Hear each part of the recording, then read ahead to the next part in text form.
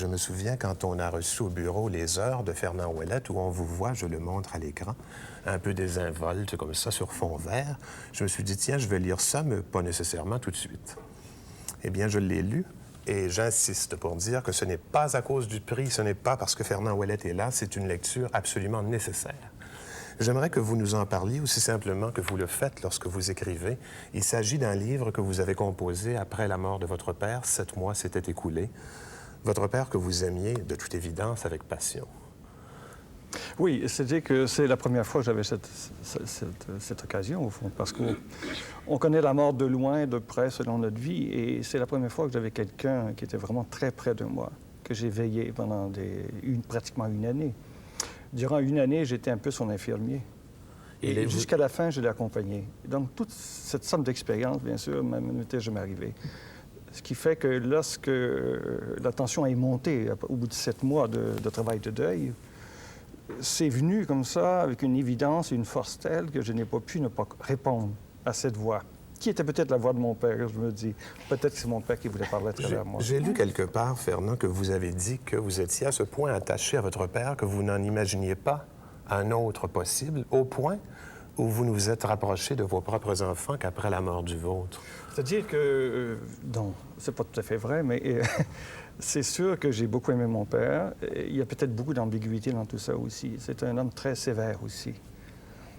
Donc, j'ai l'impression que tant qu'il n'est pas parti, je n'ai pas pu vraiment m'assumer comme père. Ça, je pense que c'est quelque chose de vrai. Ça prend beaucoup de temps chez les hommes. Hein.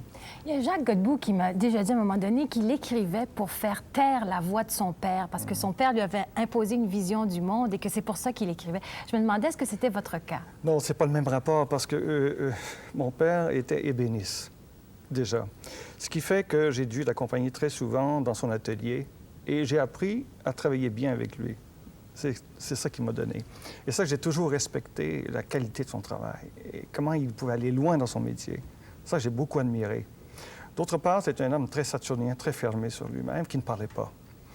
Et malheureusement, j'ai appris à l'embrasser seulement à l'âge de 40 ans. Et je trouve que les rapports affectifs...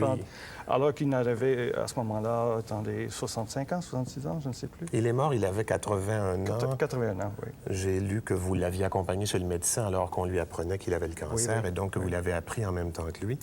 Vous dites, bon, j'ai été pour lui infirmier, mais ayant lu ça, je sais que c'est beaucoup plus. C'est beaucoup plus. Vous êtes entre autres battu avec lui parce qu'il acceptait la mort que vous ne vouliez pas qu'il accepte. Voilà, c'est que tant qu'on a cru qu'il n'y avait qu'un seul cancer et qui a été opéré, j'ai cru qu'il pouvait s'en tirer. Et là, on s'est battus tous les deux jusqu'à la fin. Mais là, ce qui nous est tombé sur la tête, la radiographie du cerveau, et nous montrant qu'il y avait 2 tumeurs cérébrales, on a abandonné tous les deux. C'était fini. Et pour vous, bien sûr, la mort la plus triste, c'est celle qui commence par le cerveau. Oui. Mais est-ce que... Je vais vous dire une chose énorme. J'hésite à la dire. Je la pense au moment où je vous la dis. Est-ce que la mort de votre père ne vous a pas permis d'en finir avec la mort?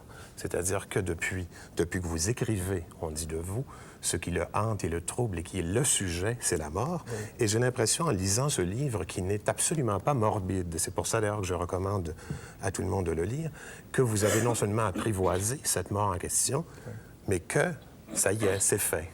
Et j'ose presque vous demander, qu'est-ce qui vient après, quand on a apprivoisé la mort? Ah, je me pose encore la question. Qu'est-ce qu'on peut écrire après?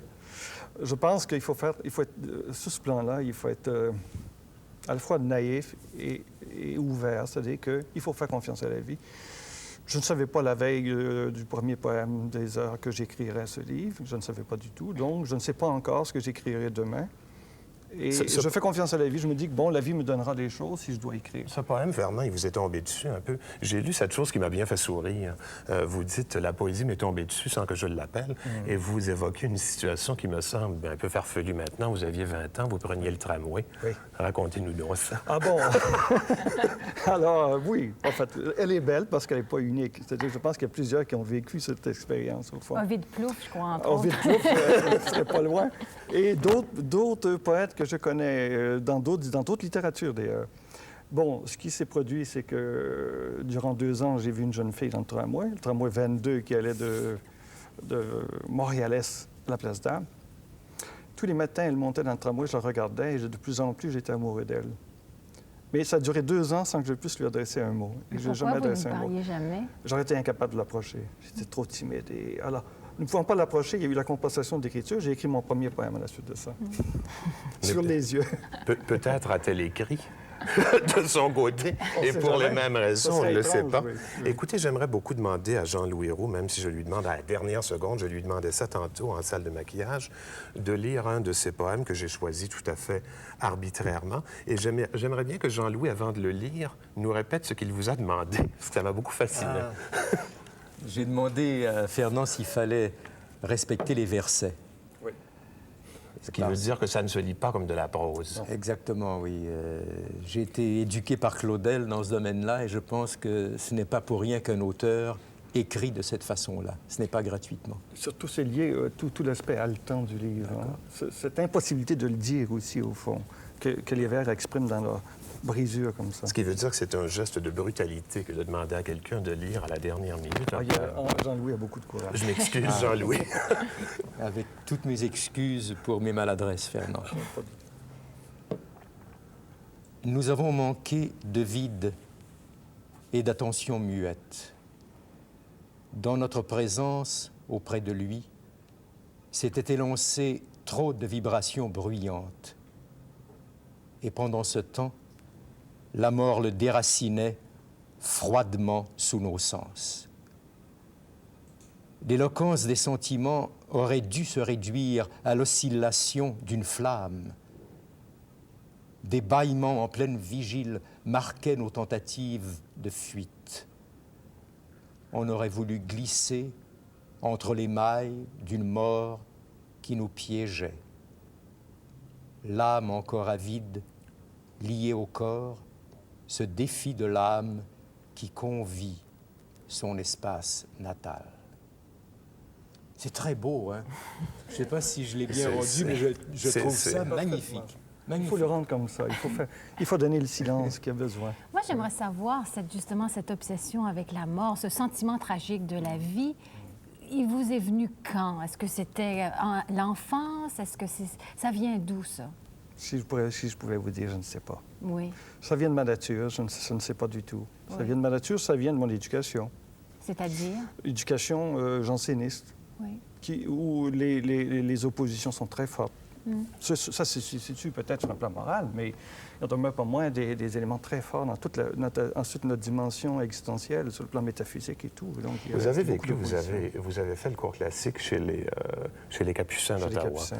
Alors, vous portiez la bure et on dit dans le texte qu'on nous a remis à l'occasion de la remise du prix une phrase qui fait sourire, mais j'aimerais en entendre davantage, que vous plongez dans l'angélisme pendant quelques années pour finalement laisser l'angélisme, mais vous nourrir quand même de cette sorte d'angoisse. Est-ce que la mort vous angoisse parce que c'est la mort de Dieu, finalement?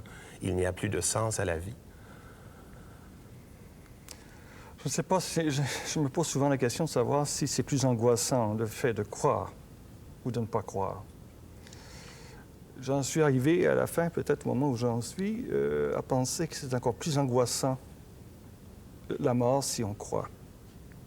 Ça, j'en ai discuté avec des amis, dont l'un est mort tout récemment, qui n'y croyait pas à ce moment-là et qui, peu à peu, est arrivé un petit peu à mon opinion. Je pense que si... Est-ce que vous parlez de Bello? Je pense de Bello, oui. J'aimerais que vous nous en parliez un peu plus longuement de Bello. C'est-à-dire que Bello, à la fin, on se disait, en fait, tout le temps qu'on était amis et tout le temps qu'on a travaillé ensemble, on se disait agnostique. À la fin, il a fait venir un jésuite qui était un de ses amis, du collège de Sainte-Marie. Il a fait ce qu'on a appelé une sorte de conversion, même si certains de ses amis n'aiment pas trop le mot. Et de plus en à ce moment-là, il a commencé à accepter l'idée que quand il y a la foi, quand il y a une croyance en au-delà, le sens de la mort prend toute une autre dimension, qui peut être à la fois beaucoup plus angoissant aussi. Parce que si la fin se termine avec soi, avec son corps, je ne vois pas d'angoisse particulière, sinon qu'on disparaît de la circulation, comme on pourrait dire.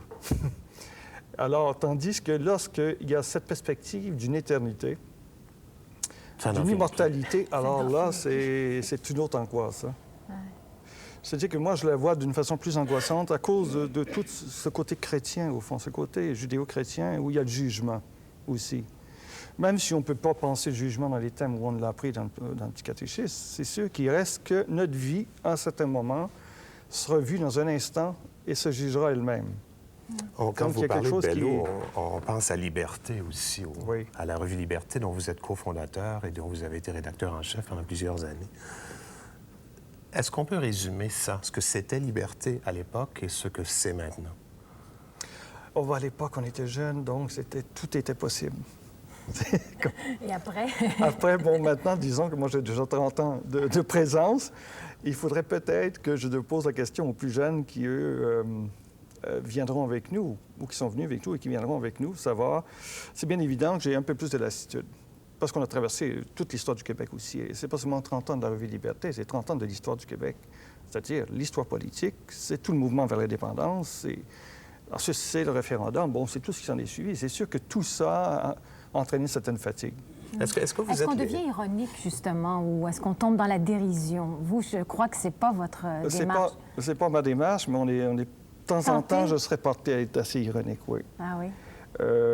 Oui, mais en même temps, c'est peut-être moins grave que pour d'autres parce que dans la mesure où je ne me suis pas consacré entièrement à la question politique, ni à la cause de l'indépendance, ce qui fait que tout ce que j'ai écrit est toujours resté très libre vis-à-vis de toutes ces questions.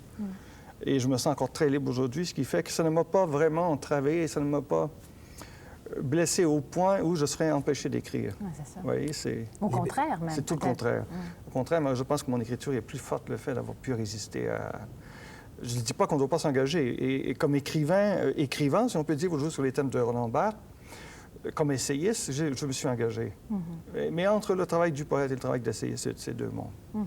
Il y a 30 ans, vous dites qu'était fondée Liberté. C'était il y a 40 ans, le Refus global. Est-ce que vous avez vécu ça à distance ou de près? Pas du tout. Malheureusement, pas du tout, parce que j'étais au collège à Ottawa. Je sortais du collège, je ne connaissais personne. J'étais dans l'est de Montréal. J'étais complètement seul, donc je n'ai pas connu du tout tout le mouvement auquel a participé, entre autres, Paul Marie Lapointe, dans les gens que je connais très bien. Donc, je n'ai pas pu connaître ce mouvement-là. Je ne savais même pas Enfin, écoutez, j'allais en sciences sociales, et j'étais en sciences sociales depuis 2 ou 3 ans, et je ne savais même pas que Karl Marx existait, vous savez. On avait les professeurs qu'on avait. Ça s'appelait sciences sociales. Ça s'appelait sciences sociales.